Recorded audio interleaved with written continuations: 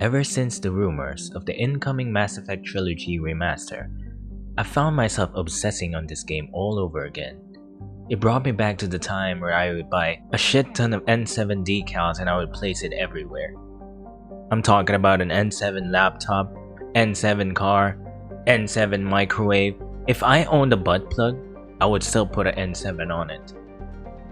Anyway, the thought of exploring the galaxy again as one of the most badass video game character, along with his best video game bro of all time and the best video game waifu of all time, left me itching to relive some of the best moments of my gaming life.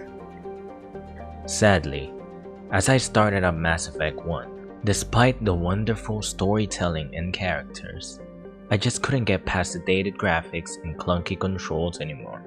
Not to mention, the god-awful Mako exploration that felt like you're driving a plank of wood in a goddamn tornado. So I figured, it'd be better if I just wait for the remaster to see my Mass Effect family once again. That didn't stop me from playing the bastard son of the series though. The infamous game that ended the Mass Effect legacy with its beautiful models, facial animation, and its next level weapons that put the final nail in the coffin of our hopes and dreams for a new Mass Effect game. But it has been 3 years, right? Surely, the game isn't what it used to be anymore, right? Right? Well, why not fire it up once more and let's find out if this game truly deserves all the hate that it got. I'm August First Class and join me as we explore the Andromeda Galaxy in Mass Effect Andromeda. The game begins by explaining that the year 2185 is the golden age for interstellar travel. Now, I don't know about you, but every time movies and games predict the future of technology, it always ends up as a huge disappointment. I wouldn't be surprised by the time we hit 2185, we're still memeing about flying cars. Now here we have is the Arc High period, a giant spaceship that houses 20,000 of the ugliest human colonists that was sent to the Andromeda Galaxy to look for a new home. Here is where we meet our main protagonist for the game. Now, in this game, you either play as the siblings Sarah or Scott Ryder, and whoever you don't choose ends up in a coma for the majority of the game. So after waking up from cryostasis, we're checked out by the hot Asari doctor Lexi. There's just something about these damn Asari, man. In contrast to that, we meet Lieutenant Cora, second in command of the Pathfinder and potential love interest for Scott Ryder. She is also one of the last remaining Karens in the year 2185. Speaking of Pathfinder, we meet Alec Ryder. By the way, a Pathfinder's job is to basically lead and find a new habitable world for the 20,000 of the ugliest human colonists. Oh, and if you can't tell already, Alec Ryder is Scott's dad. And now it's time for our first mission.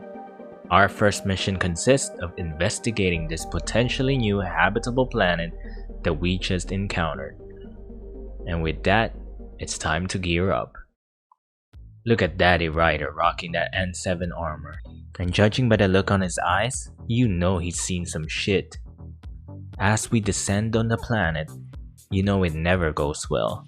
For some reason, the planet is unstable.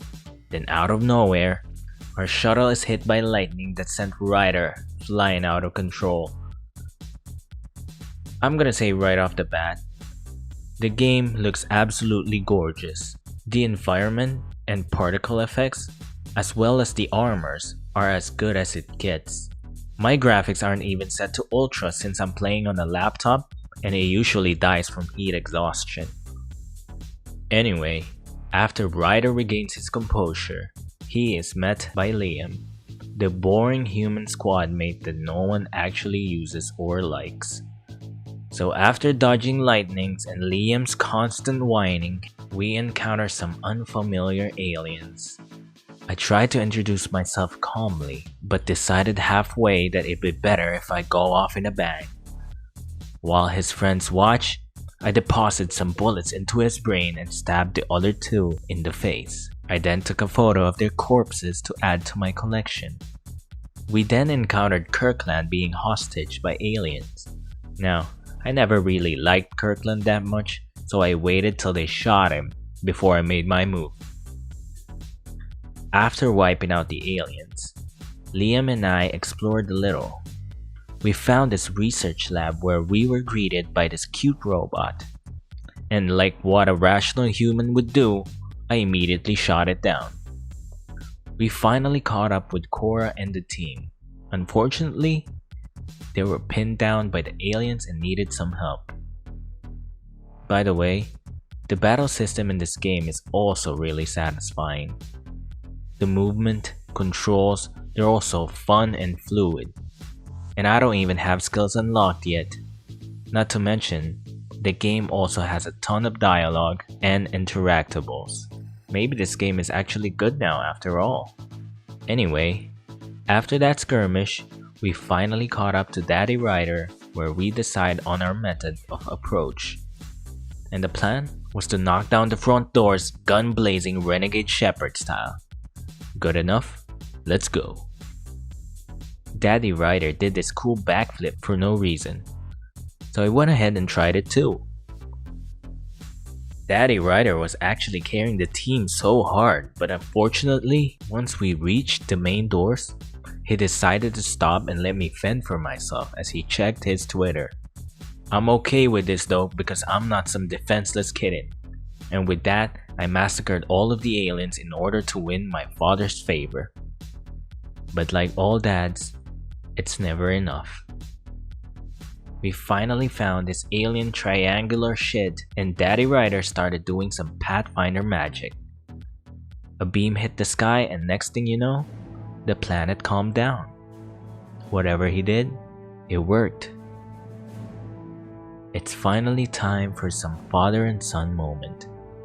Did I finally win his approval? Is Daddy Ryder finally softening up? Will I finally... Wait. Yeet! Oh, what just happened? Oh shit, my helmet broke again. Maybe using glass wasn't such a good idea. Oh shit, I can't breathe. Dad, help! Daddy Ryder came to my rescue. He put his N7 helmet on me, and just like that, I disappointed him again. For one last time. Before he passed away, he did something to me. Because when I woke up, I noticed a few extra inches on my schlong. Cora then delivered the best voice acting that I heard in a long time. He once said that when his time came, he wanted to go out among stars no one had seen before.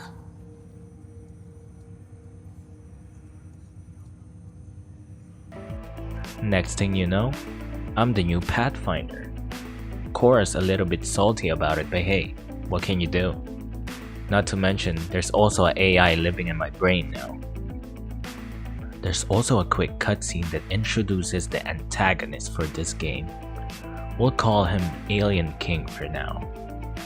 And for some reason, he reminds me of that crying African kid from that one meme. So the Alien King found the surveillance of Daddy Ryder doing his Pathfinder magic. He tried to copy it, but unfortunately, his testosterone levels just weren't high enough. And like any toxic gamer, he rage quitted, going back to his mommy, ranting about how he gets shitty ass teammates every time.